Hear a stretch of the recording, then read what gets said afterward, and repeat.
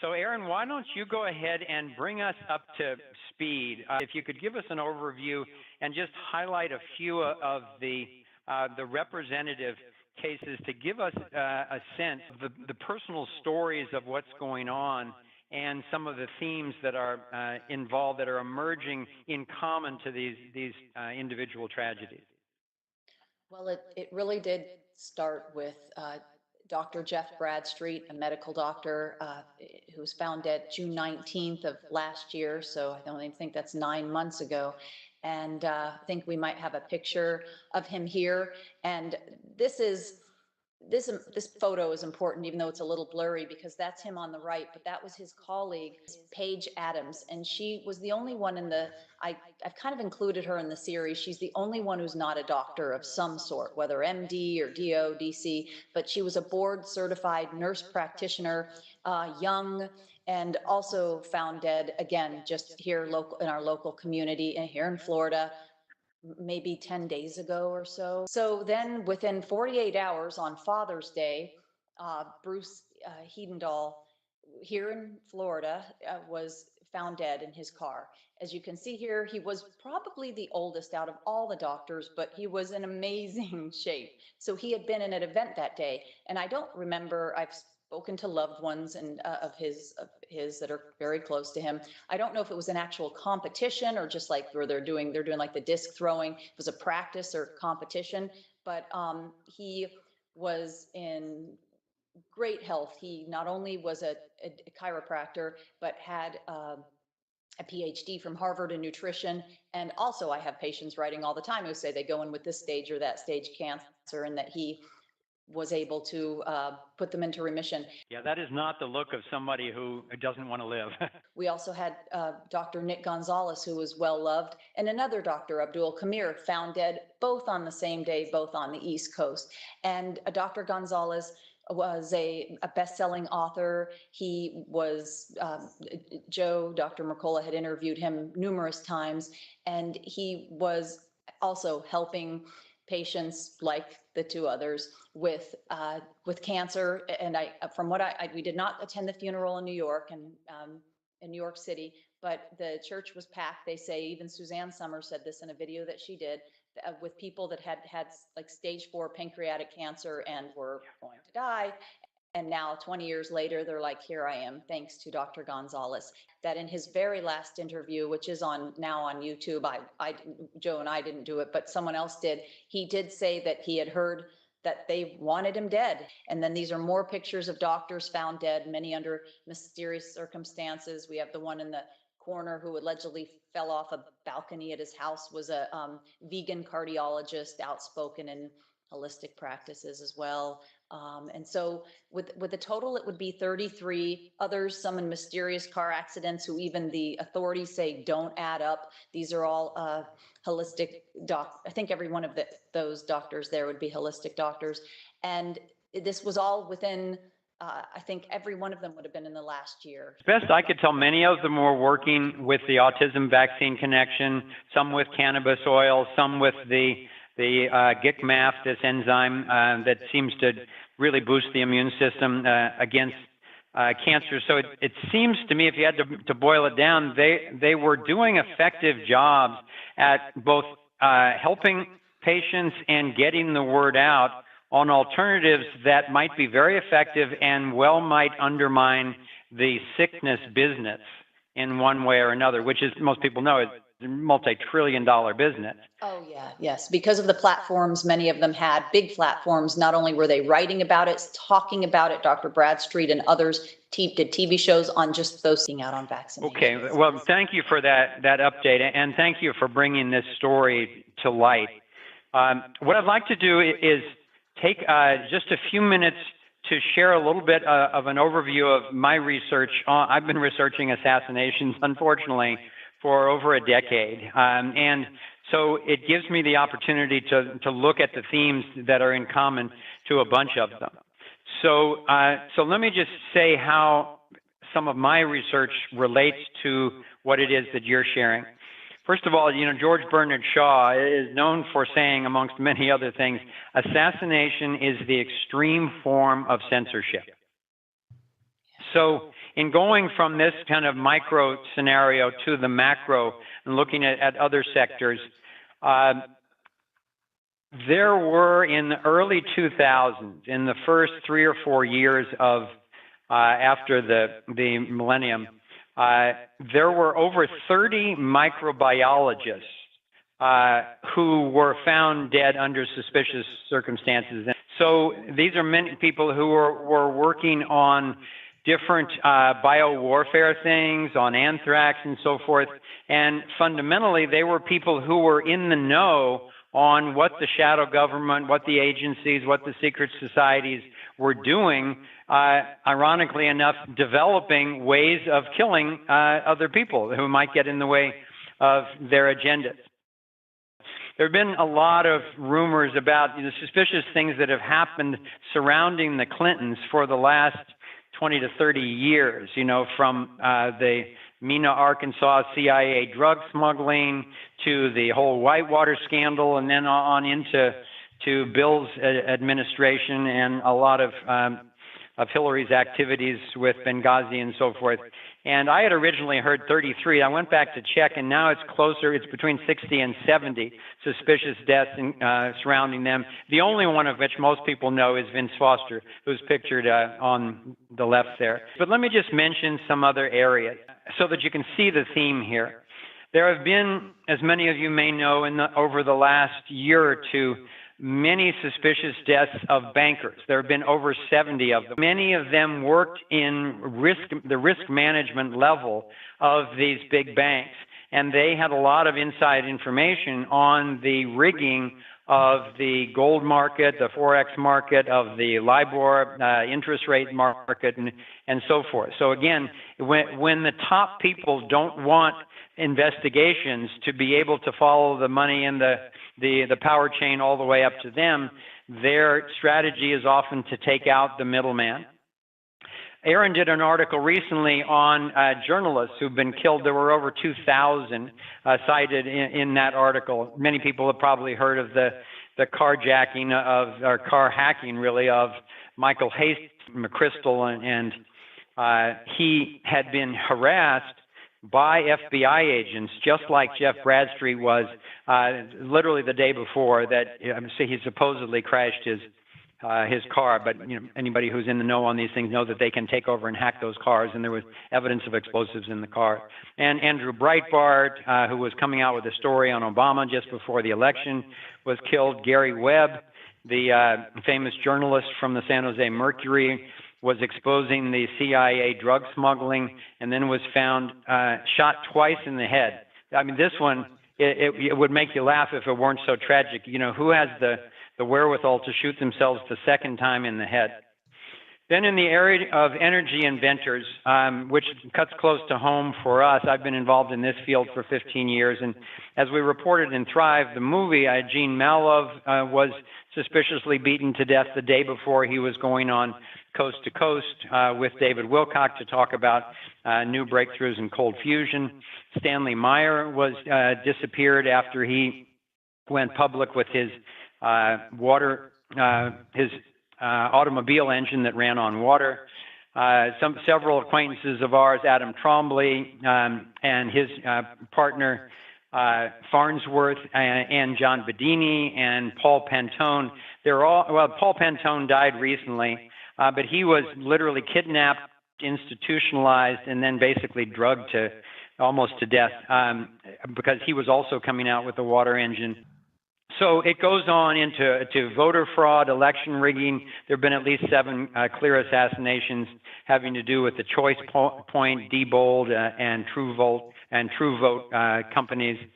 There are a rash of assassinations around the whistleblowers on the international pedophilia rings at the high level of the judiciary, of the police, and of top-level government people. And unfortunately, I could go on and on with this, but my point is to make the pattern clear that there are very powerful would-be controllers who don't want the truth coming out. I think it's also important to recognize that, first of all, that these events are occurring, so to be aware that that's a possibility, and as a result of that, take reasonable precautions. Lock your house, make sure you have a security system, and just be alert. If you focus on this and become paranoid and obsessive about it, it's really going to distract from your life mission. So I think to be sensible. I think that we can learn from this, as you both are saying, to take it seriously.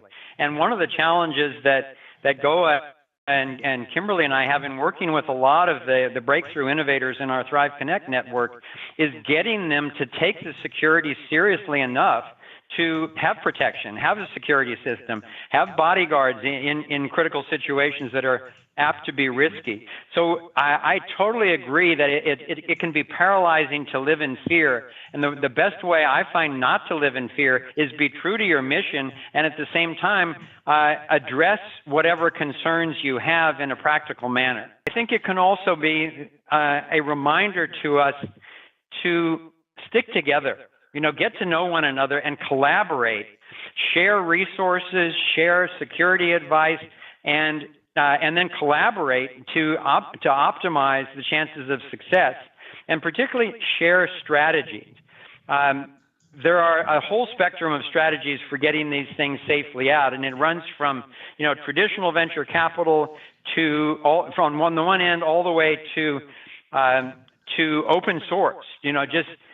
Be compensated by someone, if possible, to just dump the knowledge on the internet, because then you're no longer the sole keeper of the knowledge, and then there's no purpose in taking you out. It actually brings attention to your breakthrough. Absolutely not living from fear is where it's at. And I find that the more informed I am, the better choices I can make. For me, in terms of fear, it was to realize that I believe we're in times where not speaking out is equally dangerous. I think we become a little more targeted potentially as being spokespeople, but the reason that we're spokespeople is because everyone is at serious risk. The other part of it is that, courage is it's a heart-based experience. I mean, both the base of the language, cur, from courage is Latin for heart. And I think that it just feels so good to be grounded in my heart and find there the courage to move forward in alignment with my purpose and my passions. We can't live in fear. We can't create this paranoia. We have to empower ourselves in our level or our sphere of influence. We need to get out there and talk more and share this. I had Andy Wakefield tell me, who's a doctor that's involved in autism, tell me that if you share everything and keep it right out in front of you, you have nothing to worry about. No longer are you valuable because your information's out there. And it really makes sense. And then you work yourself back and go, well, why is this information being withheld from me? Well, then they really don't want me to get well. And then you start to change the way you think about things. And now you can move forward and you can start to really become an educated decision maker in your own health, your own security, and your family. When you learn the truth about what is really going on with our health, it just makes you angry, but it also inspires you to be the change and to be a positive change for people. Well, that is so beautifully said.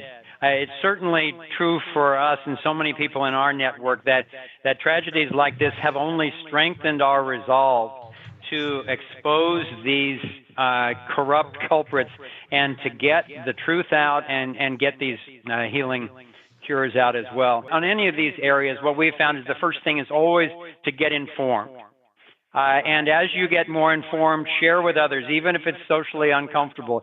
Pick your timing, but share it with people who you think are ready and capable to understand and integrate the information. And then use the media the same way that they're trying to use whatever access we have to the media. And, send people to movies and to TV shows, documentaries like Joe's The Game Changer, like the documentary Grounded, and the bought and marketing of madness, the truth about cancer, movies like that that are exposing a lot of the scams and the truth about pharmaceuticals and disease.